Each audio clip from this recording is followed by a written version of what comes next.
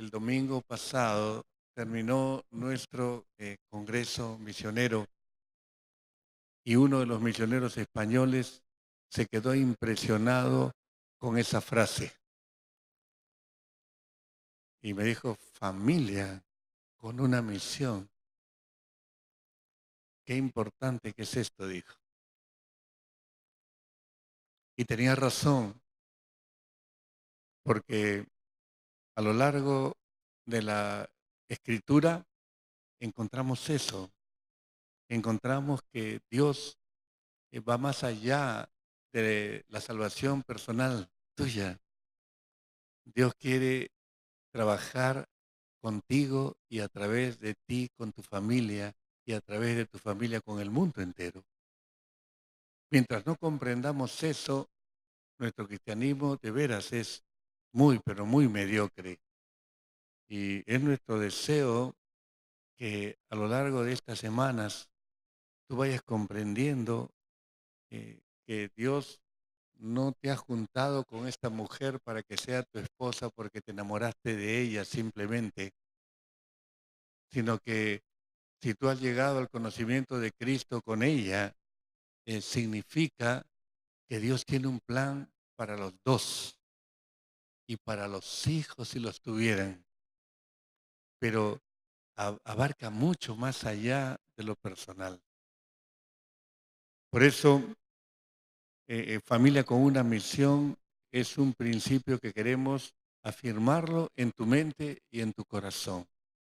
Y este día queremos hacerlo por esta semana una vez más, sabiendo que nuestro mensaje llega hasta lo último de la tierra, en medio de nuestras limitaciones técnicas, pero queremos saludar desde aquí a nuestras sedes de la Avenida San Luis, en San Borja, nuestra sede, la Avenida Los Cóndores, en La Molina, así como la sede de Piura, en la ciudad del norte, ¿verdad? El Señor bendiga su palabra y aún a todo aquel que pueda sintonizarlo en la página web vía internet. El Señor tiene algo resaltante, algo relevante para ti en este día. En esta serie de Familia con una Misión, queremos hablar de un tema verdaderamente importante. Nosotros pusimos el título de Manteniendo la misión en medio de las circunstancias. Y lo dijimos así porque estoy seguro que el Señor quiere desafiarte de una manera muy, muy especial, porque Él quiere, y en su palabra está claramente enseñado, Él quiere desafiarnos a enfrentar toda circunstancia en la marcha hacia el cumplimiento de su misión. Recuerda que la misión no es una cosa que está en el aire. La misión de una familia no está así etérea en el aire. Se trata de la misión de Dios. Se trata de la misión de Dios. No te ha salvado a ti, no me ha salvado a mí por nuestra cara bonita. De verdad que no. Él tiene un propósito para ti y para tu familia. ¿Puedes decir amén? De verdad que si no lo has descubierto, sería precioso que lo descubrieras. Estoy seguro que cambiaría totalmente tu visión acerca de lo que es tu vida en familia. Pero, pero este camino de verdad es para gente valiente, no es para cobardes. Y lo vas a ver de inmediato. Hace un par de semanas estuvimos meditando en los primeros días de la iglesia, ¿te acuerdas? En cómo en ese día de Pentecostés bajó el Espíritu Santo por primera vez y se produjeron cosas esplendorosas. Aquella mañana que hemos dicho, ese día nació la iglesia, ¿te acuerdas? Pero es fácil equivocarse, escúchame bien, es fácil equivocarse al evaluar los primeros días de la iglesia allá en Jerusalén. Es fácil equivocarse porque la iglesia de Jerusalén, la primera iglesia, lo que se llama la iglesia primitiva, llegó a tener rápidamente un gran prestigio.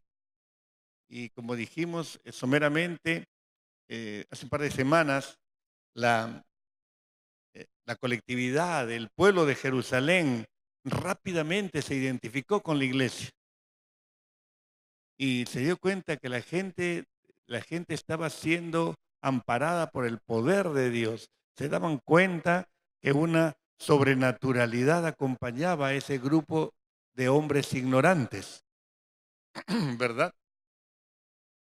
Pero eh, ese prestigio, ese buen testimonio, ese hecho de que el pueblo los apoyaba tan abiertamente que aún los jerarcas religiosos no se atrevían a maltratar a Pedro y a Juan, que eran los líderes de aquel momento, nos puede llevar a nosotros a, a error, porque de repente, si uno sigue leyendo el libro de los Hechos de los Apóstoles, de repente se desata una crisis, porque uno de los diáconos de la iglesia, un muchacho frágil llamado Esteban, predica un tremendo mensaje en la calle y termina apedreado. El primer mártir de la iglesia estaba tirado en el piso.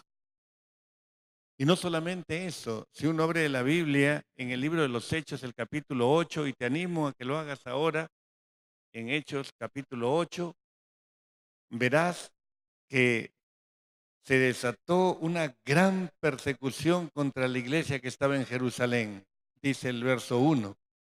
Y todos fueron esparcidos por las tierras de Judea y de Samaria, salvo los apóstoles. Y Saulo asolaba la iglesia y entrando casa por casa, arrastraba a hombres y a mujeres y los entregaba en la cárcel.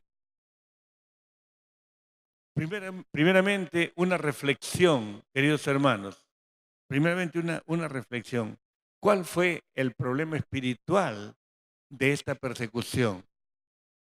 ¿Por qué Dios permite que de un día para otro la iglesia salga de ese enorme prestigio a una violenta persecución donde uno no está salvo ni siquiera bajo su techo del hogar? ¿Te has puesto a pensar en algún momento cuál fue ese problema espiritual? ¿Qué estaba pasando con la iglesia? Es muy simple. La iglesia había caído en desobediencia. A pesar que habían milagros, a pesar de todo lo que estaba ocurriendo en la iglesia, a pesar del prestigio que había alcanzado la iglesia, Dios permite que haya una persecución, una persecución asoladora. Y nos dice allí que un fanático judío llamado Saulo entrara, dice, casa por casa a asolar la iglesia.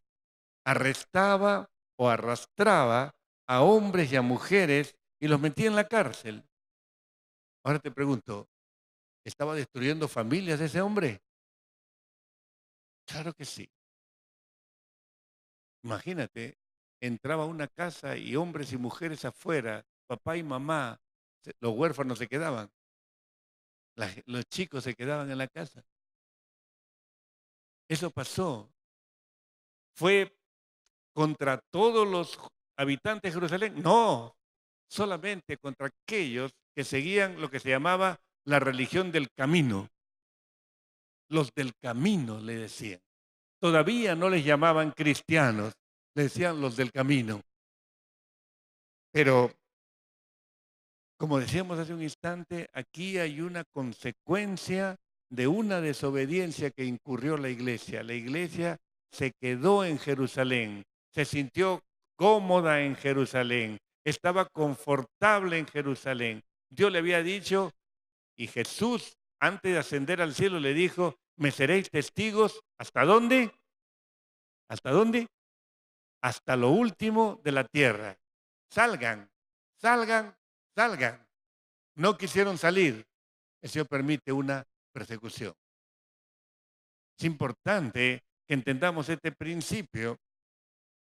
Este hombre, Saulo de Tarso, el perseguidor, eh, nos muestra en este momento cómo Dios ha permitido esa persecución feroz, porque Dios está imponiendo la visión. En una palabra, o a la buena o a la mala, a la buena o obligados, la gente tenía que salir, porque no podían quedarse con la perla de gran precio, con el hecho de ser salvos. Dios quería que todos, y Dios quiere que todos sean salvos. Este hombre fanático religioso, Saulo de Tarso, tiene su versión. Cuando él más tarde, convertido al cristianismo, él recuerda lo que hizo. Mira lo que dice Hechos 22. Dice, perseguía yo este camino hasta la muerte, fíjate, hasta la muerte, prendiendo y entregando en cárceles a hombres y mujeres, como el sumo sacerdote también me es testigo, y todos los ancianos de quienes también recibí cartas para los hermanos, y fui a Damasco para traer presos a Jerusalén, también a los que estuviesen allí, para que fuesen castigados. ¿Cómo se llamaba? Saulo de Tarso.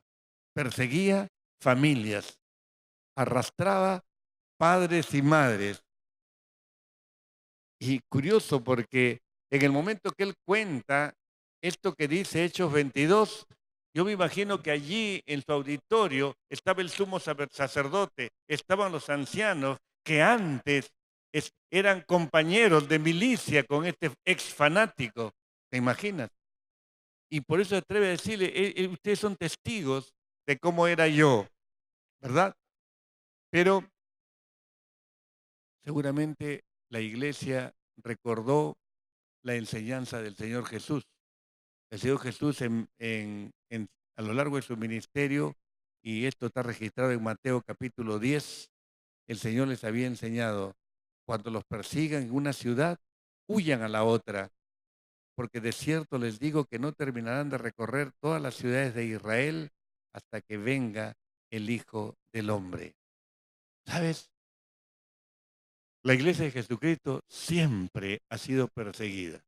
Y eso es potencialmente peligroso para nosotros desobedecer el mandato de ser testigos hasta lo último de la tierra. No quiere decir que tomes hoy día un avión y te vayas al otro lado del mundo, pero en tu mente eso tiene que cambiar. En tu mente tú tienes que verte como testigo a lo largo y ancho de la tierra. Quizás no vayas tú, pero otro irá por ti y puede hacerse una sociedad espiritual. Esa es la parte importante, pero a veces nosotros no entendemos lo que significa la persecución ahora en el siglo XXI. Cada vez que hablamos de persecución, cada vez que hablamos de esta primera circunstancia que nosotros llamamos represión, anótalo, la represión de una familia con una misión, nos parece que es cosa del pasado. Nos parece que no es para aquí, pero hay una represión a una familia que tiene una misión. ¿Sabes? Quiero que veas un pequeño video, testimonio. Yo llamé a España y hablé con una pareja, ellos son colombianos. Quiero que escuches lo que les sucedió a ellos. Queridos hermanos y hermanas de Miraflores, estamos muy contentos de poder compartir con ustedes este video. El pastor nos ha invitado a dar un breve testimonio acerca de los sufrimientos que se viven en un ministerio como el de misiones. Anteriormente estuvimos en otro contexto, estuvimos en un país musulmán donde es prohibido compartir las buenas nuevas del reino. Allí vivimos diversas experiencias. Sin embargo, las primeras experiencias que son difíciles en el ministerio consiste, por ejemplo, en ver a los hijos crecer sin sus abuelos, sin sus tíos. Esa es una de ellas. Otra, por ejemplo,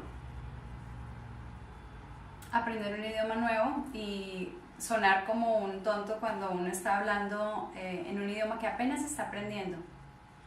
el otro, puede ser estar en un lugar donde compartes la verdad del Evangelio y las personas no están abiertas a escuchar esta verdad.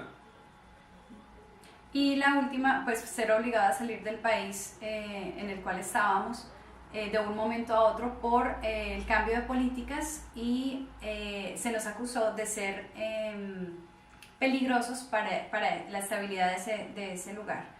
Y sabemos pues que el Evangelio causa eso, como bien lo dice la palabra del Señor. Dice, bienaventurados los que padecen persecución por causa de la justicia, porque ellos es el reino de los cielos. Bienaventurados sois cuando por mi causa os vituperen y os persigan, y digan toda clase de mal contra vosotros, mintiendo. Gozaos y alegraos. Queremos compartir que desafortunadamente tuvimos que dejar este lugar, la casa donde habitábamos, tuvimos que empacar maletas lo que podíamos y salir de allí, dejar amigos, dejar hermanos en la fe, dejar muy buenos compañeros de trabajo y sumado a todo esto, pues sin un rumbo fijo, ¿no? Íbamos de regreso a nuestro país con la incertidumbre de qué iba a pasar con nosotros más adelante y eso fue bastante difícil. Y sin embargo nos consideramos gozosos por lo que la palabra dice, porque el Señor dice que somos bienaventurados. Y la verdad, ahora mirando atrás, vemos cómo Dios obró a través de esos sufrimientos, uno, para hacernos crecer como familia, y dos, para traernos a este nuevo campo de trabajo, en el cual tal vez estamos mejor preparados y más listos para sufrir por la causa del Señor. Finalmente, un ejemplo personal de sentir gozo en medio del padecimiento, lo viví cuando estaba arrestado por la causa del Evangelio. Y cuando estaba en ese lugar el Señor me dio tanta paz y tanta certeza de que estaba ahí por su causa, que empecé a orar y a orar bendiciendo y deseando la salvación de los mismos policías que estaban alrededor mío. Y los bendecía y estaba yo gozoso y lleno de paz, porque sabía que el Señor estaba allí conmigo. Y como Dios siempre hace con su palabra que no llega vacía, muchos de aquellos policías hemos escuchado que ahora son creyentes y el Evangelio se está extendiendo en este lugar a pesar de la persecución que hubo. Oren de todas maneras por aquellos hermanos que quedaron allá en este país y están siendo perseguidos por su fe. De pronto ahora un poquito menos, pero al principio cuando nosotros fuimos expulsados, ellos pudieron haber padecido el ser quitarles los hijos, que fue por lo que los amenazaron, y otras torturas así que les hicieron.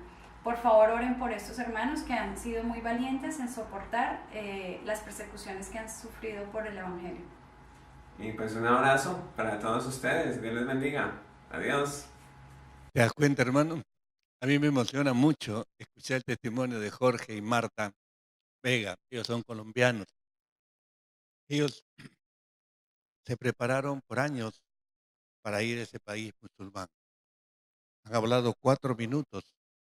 No se atrevieron a mencionar el país que los expulsó. ¿Sabes por qué?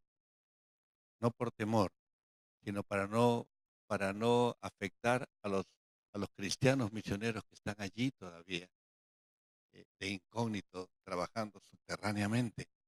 ¿Me entiendes? Pero qué interesante lo que pasó. No te puedes imaginar lo que pasó con ellos. Cuando hablamos de represión, estamos hablando de cosas actuales.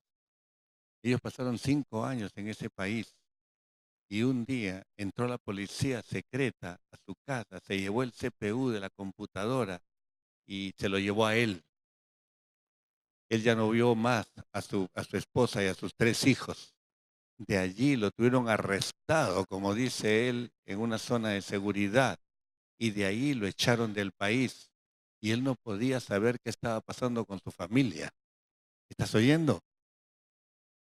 Ponte en el pellejo de él.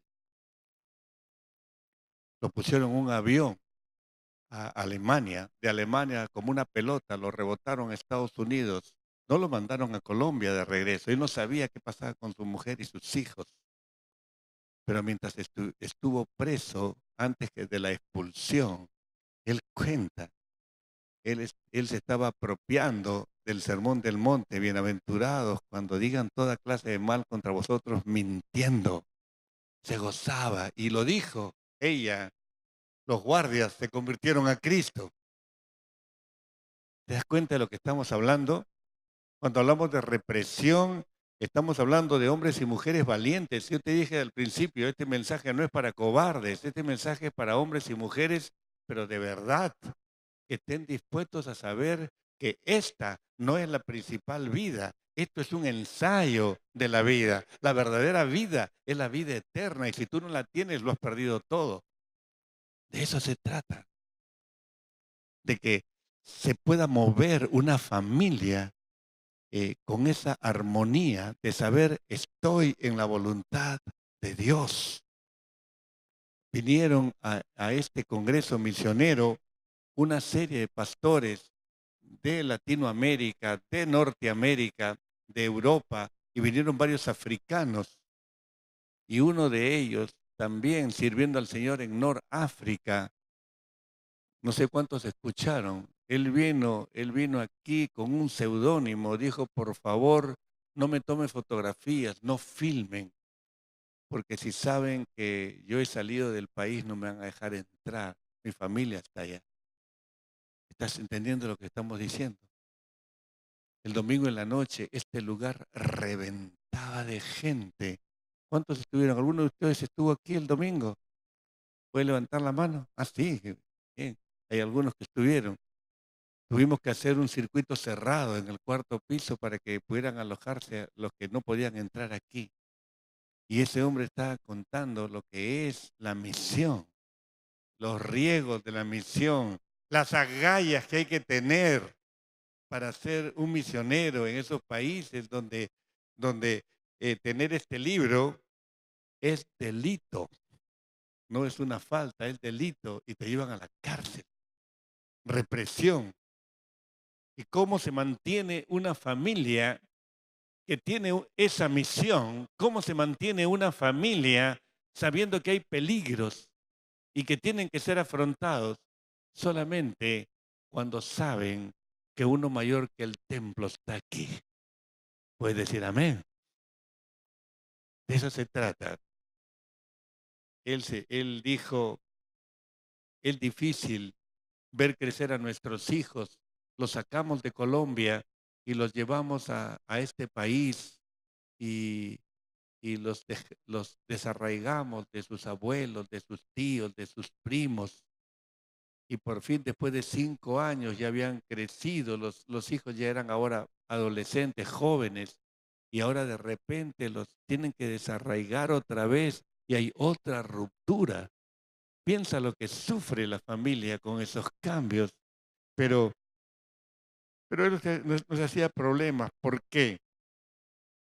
Porque su llamado como misionero era mucho más grande por encima de la represión. ¿Sabes dónde se encuentran ellos? Te dije al principio, yo llamé a España, porque ellos están en España ahora. ¿Y qué están haciendo en España? Están trabajando con gente que ha salido de ese país y se ha alojado en España. Una gran colonia de ese país norafricano en España. Ahora están predicando a ellos mismos, pero en tierra libre. ¿Por qué? Porque tienen agallas. ¿Te das cuenta? Tienen agallas para el Evangelio. Pero hay que enfrentar con esas agallas la represión. En segundo lugar, más que agallas, fuera de darse cuenta de lo que significa eh, y como nosotros, como un compromiso, el hecho de que si nosotros no salimos a esos lugares donde hay represión, pero sí podemos comprometernos a orar por ellos, ¿verdad? La próxima semana va a estar la galería de todos nuestros misioneros ahí puesta en el atrio y ahí está su correo electrónico. Así que si tú quieres orar por alguno de ellos, apunta su correo electrónico, escríbele. Tan sencillo que es comunicarse hoy día. Mandarle una palabra de aliento. Decirle, usted no me conoce, pero yo sí lo conozco a usted y estoy orando por ustedes. Es suficiente. Es suficiente para que tú te involucres a la misión. Si la iglesia no se involucra a la misión, por más que los pastores querramos, no va a pasar absolutamente nada. Todos tenemos que estar involucrados en la misión. Amén, hermanos. Ese es el asunto. La segunda circunstancia es la reacción a esa represión. Si tú, si tú sigues leyendo el libro de los Hechos, en el capítulo 8, mira lo que dicen los versos 4 al 6. Dice, pero los que fueron esparcidos iban por todas partes anunciando el Evangelio. Entonces Felipe, descendiendo a la ciudad de Samaria, les predicaba a Cristo. Y la gente unánime escuchaba atentamente las cosas que decía Felipe, oyendo y viendo las señales que hacía. Aquí tienes a uno de ellos. El libro de los Hechos se enfoca en uno de los esparcidos. ¿Quién era este Felipe? Era un hombre, era un diácono de la iglesia. Alguien lleno del Espíritu Santo, lleno de fe, aparece en el libro de los Hechos en el capítulo 6, elegido por la iglesia para servir a las viudas en la repartición de alimentos. Era un hombre que estaba ya organizado con su vida cristiana, pero se produce la represión y él tiene que huir con su familia. Y sale huyendo de Jerusalén, ¿verdad? Y llega a Samaria. Y Dios lo usa de una manera poderosa porque se desata un avivamiento allí. Pero de repente, otra sorpresa de Dios, esta vez con Felipe. Porque Dios le dice, te vas al desierto y ahí vas a hacer lo que yo te diga. Cualquiera le hubiera dicho a Dios, pero Dios, ¿por qué me sacas de aquí? Ya salí de Jerusalén, estoy en Samaria, acá la gente se está convirtiendo porque eso pasaba. ¿Y por qué tengo que ir al desierto? Pero Dios le dice, no, tú vas al desierto. Y en el desierto se encuentra con un hombre, es un etíope que se había convertido a la religión judía y estaba volviendo a Etiopía, su país. Era el tesorero del reino de Etiopía, un hombre importante. Bueno, si uno lee el capítulo 8 de Hechos, se entera cómo este Felipe le comparte el evangelio a este etíope se convierte al Señor. Y a partir de allí se separa Felipe de él. Y uno lo ve luego saliendo de ciudad en ciudad. Dice el libro de los Hechos, el capítulo 21, y ahora está hablando el apóstol Pablo, dice, cumplidos aquellos días, salimos acompañándonos todos con sus mujeres y sus hijos hasta fuera de la ciudad y puestos de rodillas en la playa oramos y abrazándonos los unos a los otros subimos al barco y ellos se volvieron a sus casas. Mira, una despedida que le hacen al apóstol Pablo, se dan cuenta que nunca más lo van a volver a ver. Salen las mujeres con sus hijos, ahí están las familias despidiendo al apóstol Pablo. Pero es interesante porque cuando uno habla de lo que pasó con la iglesia, escúchame bien, cuando se habla de lo que pasó con la iglesia que fueron esparcidos, no se menciona a los líderes. El libro de los Hechos, el capítulo 8, nos dice que los apóstoles se quedaron en Jerusalén. Todos los demás fueron esparcidos. O sea, ¿quiénes fueron esparcidos? Los miembros anónimos de la iglesia, no los apóstoles. Porque Dios escoge que su iglesia sea una familia de familias.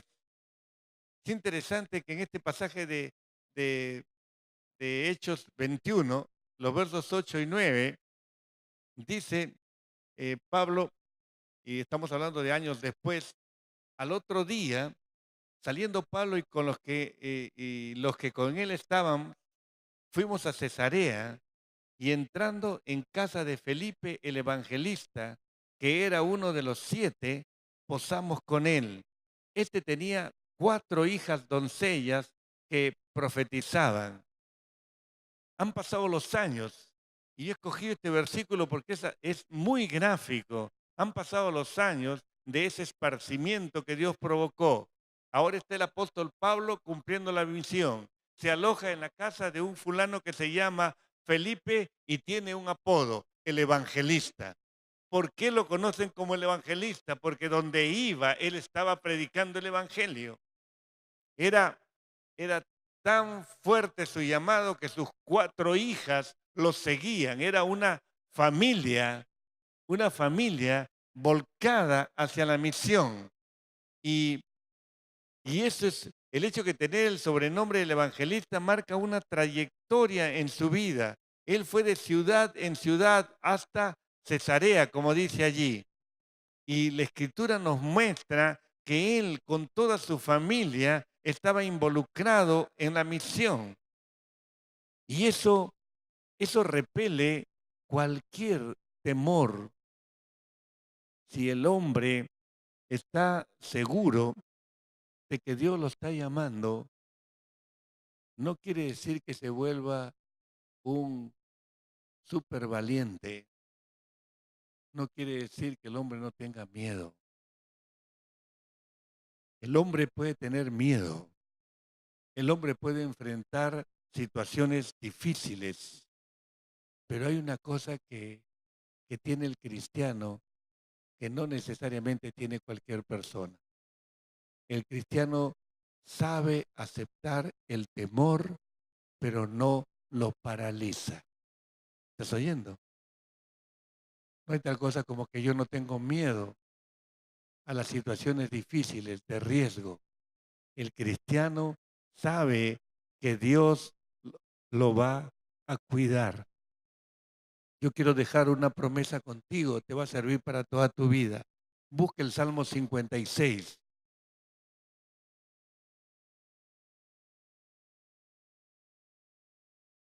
Y ahí en el Salmo 56, mira lo que dice el salmista. Este salmo es un salmo muy importante. Ojalá todos tuvieran una Biblia en este momento, porque podrías leer en letra pequeñita arriba, antes del verso 1, Salmo 56, antes, es como una sumilla, dice al músico principal sobre la paloma silenciosa en paraje muy distante, Mictán de David, una forma de canción, cuando los filisteos le prendieron en Gat. ¿Te das cuenta de la circunstancia? Gat, ¿qué cosa era? Gat era una ciudad filistea. Tú sabes Tú sabes que, tú sabes que David venció a Goliat, ¿verdad? Lo sabes desde niño. Bueno, Goliat era filisteo. Ahora David cae en la mano de los filisteos. Si tú vas a los libros históricos, nos dicen que lo llevaron, lo prendieron y se lo llevaron al rey de los filisteos. Dijeron, este es el héroe de los hebreos. Este es el que mató a nuestro paladín, eh, vuestro paladín Goliat. ¿Te imaginas cómo se sentía David? David dijo, de aquí no salgo, lógicamente. Y él escribe este salmo en estas circunstancias. Dice, ten misericordia de mí, oh Dios, porque me devoraría el hombre. Me oprime combatiéndome cada día. Todo el día mis enemigos me pisotean, porque muchos son los que pelean contra mí con soberbia. Me imagino todo el tiempo que él pasó allí a la espera de que le cortaran la cabeza. Pero él dice en el verso 3, en el día que temo, ¿qué dice? Yo en ti confío. En el día que temo, yo en ti confío. ¿Has pasado por circunstancias donde el temor te ha envuelto? ¿Quién no ha tenido, quién no ha tenido situaciones de este tipo? ¿Verdad? Pero el cristiano tiene miedo, pero no deja que el miedo lo paralice. No importa las circunstancias que estés atravesando, mire esta circunstancia, es una situación límite que pasa el rey David. Sin embargo, él dice, en el día que temo, yo en ti confío. Y esa declaración hace que el temor huya. El Nuevo Testamento nos va a decir que el perfecto amor echa fuera el temor. ¿Verdad que sí? Son verdades, leyes espirituales. El amor de Dios tiene poder de desalojo. Y si tú tienes una relación con el Señor, el amor de Dios invade tu corazón. Y al invadir tu corazón, tiene capacidad para desalojar todo temor. Gracias a Dios por ese que dijo amén, porque es la pura verdad. Hay una potencia en el amor de Dios. Yo le llamo potencia de desalojo. El amor de Dios derramado en mi corazón tiene poder para desalojar todo temor. ¿Puedes decir amén ahora? Esto es para ti, para toda tu vida, para toda circunstancia, para toda ocasión. No niega el cristiano que puede tener temor. Estamos hablando de la reacción frente a la represión, ¿verdad? Estamos hablando de eso. No negamos que podemos sentir temor. Pero tú haces una declaración de este tipo. Le declaras al Señor que confías en Él, aunque la situación sea mala, aunque las perspectivas sean horribles. Tú dices, Señor, tú tienes algo para mí. No sé cómo, pero tú me vas a sacar de esto. Ponlo en la mano de Dios. Y esta es la reacción que uno necesita tomar. En tercer lugar, la tercera circunstancia es la positiva, la reproducción. ¿Qué pasa con una familia que tiene una misión? Si tú llegas a Hechos, el capítulo 11, verás que los esparcidos, los dispersados, tenían que seguir aprendiendo. Déjame leerte los versos 19 al 21. Ahora bien, los que habían sido esparcidos a causa de la persecución que hubo con motivo de Esteban, pasaron hasta Fenicia, Chipre y Antioquía, no hablando a nadie la palabra, sino solo a los judíos, porque ellos pensaban que el Evangelio era para los judíos, que el reino de Dios traído por Jesucristo a la tierra era para los judíos. Eso era lo que pensaban ellos en su mentalidad. Pero Dios iba a tener una sorpresa más grande para ellos. Mira lo que dice allí. Pero había entre ellos unos varones de Chipre y de Cirene, los cuales cuando entraron en Antioquía hablaron también a los griegos, anunciando el Evangelio del Señor Jesús. Y la mano del Señor estaba con ellos y gran número creyó y se convirtió al Señor. Es un caso notable. Yo diría, estos varones esparcidos predicaron el Evangelio a personas que no eran judías. Aquí en Antioquía se da un salto en la mentalidad de los judíos que eran esparcidos. Se atreven a predicarle a los que no eran judíos. Y es curioso porque en este lugar, por primera vez, a los cristianos se les llamó cristianos. Por primera vez en Antioquía fue que se les llamó cristianos. Es importante entonces entender este versículo que te acabo de leer, porque hay un detalle que a lo mejor no se nota, pero mira cómo el autor del libro de los Hechos dice, pero había entre ellos unos varones de Chipre y de Cirene, que fueron los que se atrevieron a hablar en Antioquía a los que eran no judíos. Te pregunto, ¿fue algún apóstol? No. ¿Fue algún líder de la iglesia? No. Era gente anónima. Eran simplemente esparcidos, gente que había salido de su tierra, pero tenían la mentalidad clara. Sabían lo que el Señor quería para ellos. El Evangelio es para todos, no solo para los judíos. Y ellos comienzan a predicar y dan un salto gigantesco. Quizás como lección te diría, nunca esperes a los pastores. Dios tiene un plan para tu vida. Recuerda esto.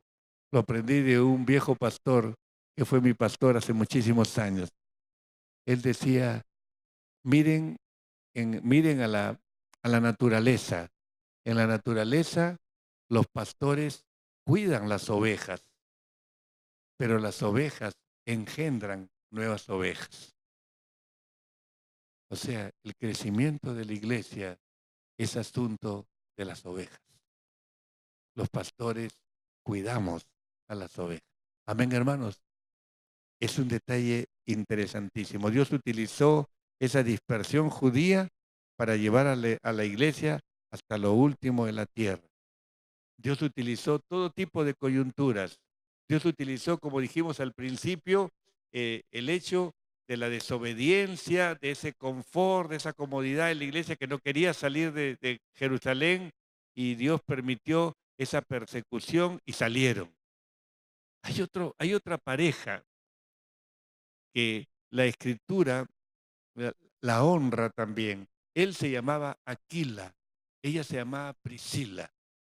Y es interesante el testimonio de ellos. Fíjate en Hechos, el capítulo 18, el verso 22, dice, y halló a un judío llamado Aquila, natural del Ponto, recién venido de Italia con Priscila su mujer, por cuanto Claudio había mandado que todos los judíos saliesen de Roma.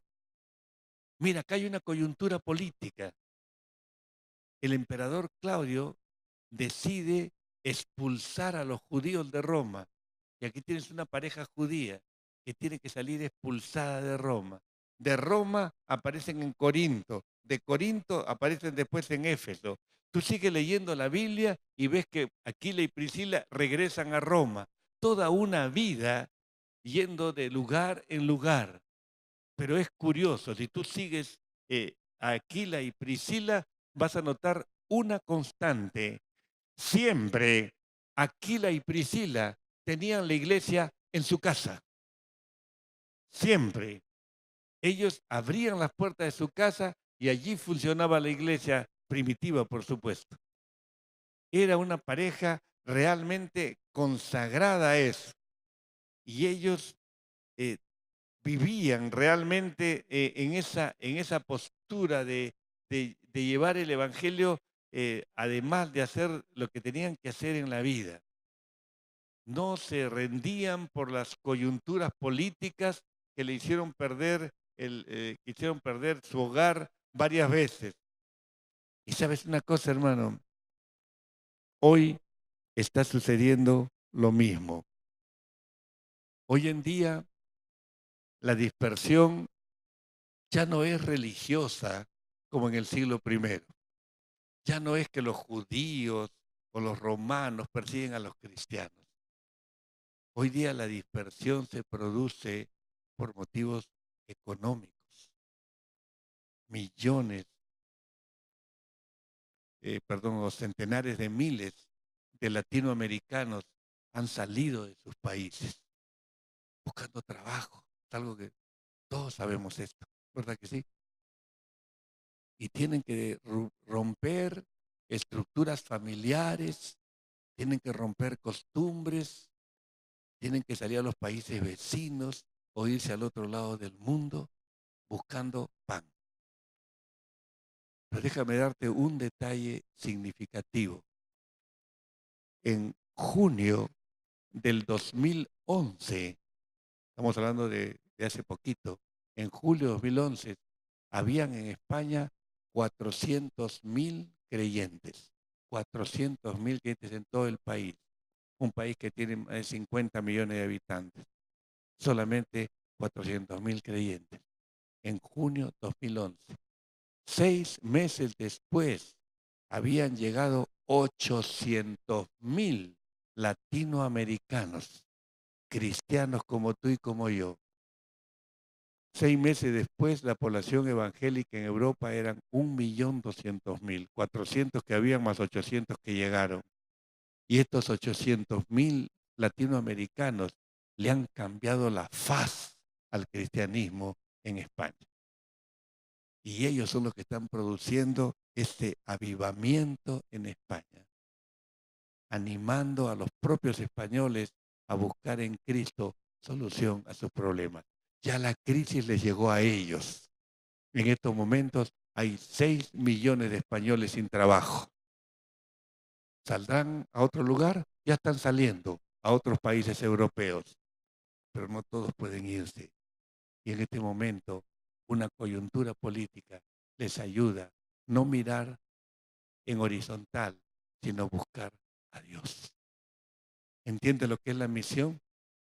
¿Entiende lo que significa la misión para una familia? Donde quiera que vas, donde quiera que Dios te lleve, sea por una coyuntura religiosa o una coyuntura política, siempre Dios está contigo. Amén. Vamos a orar.